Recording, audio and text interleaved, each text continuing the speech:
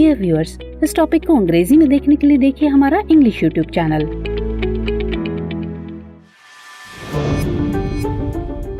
दृष्टि है इसके टू द पॉइंट प्रोग्राम में आपका स्वागत है। आज का हमारा विषय है क्या है पीएम विश्वकर्मा योजना। चलिए जानते हैं कि ये चर्चा में क्यों है।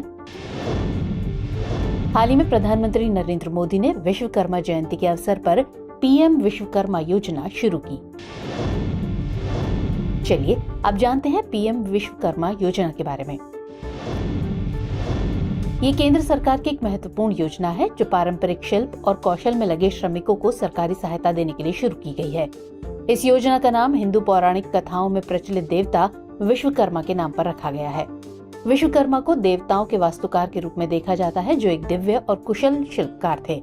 उन्हें श्रमिकों, कारीगरों और कलाकारों का संरक्षक देवता माना जाता है जो देवताओं के हथियारों, रथों और शहरों को तैयार करने के लिए जिम्मेदार हैं। ये 13,000 करोड़ रुपए के परिव्यय वाली एक नई योजना है और पूरी तरह से केंद्र सरकार द्वारा वित्त पोषित है।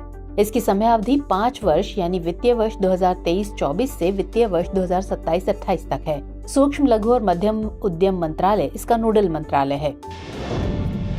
चलिए बात करते हैं इसके लक्ष्य एवं उद्देश्य की। अपने हाथों एवं टूल से काम करने वाले कारीगरों और शिल्पकारों द्वारा पारंपरिक कौशल की गुरु शिष्य परंपरा या परिवार आधारित प्रथा को मजबूत और पोषित करना।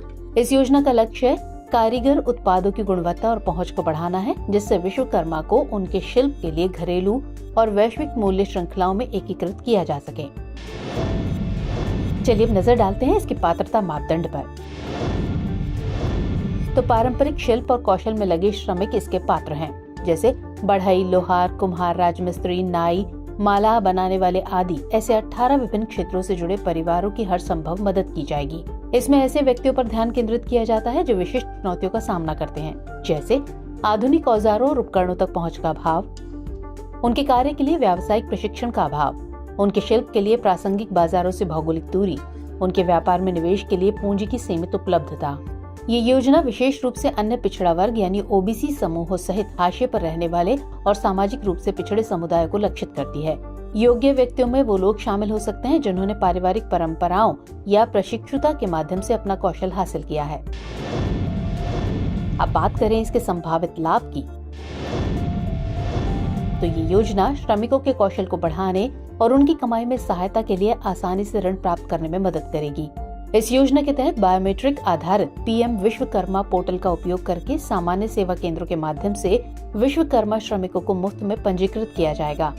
इसके बाद श्रमिकों को पीएम विश्वकर्मा प्रमाण पत्र और आईडी कार्ड के माध्यम से पहचान प्रदान की जाएगी।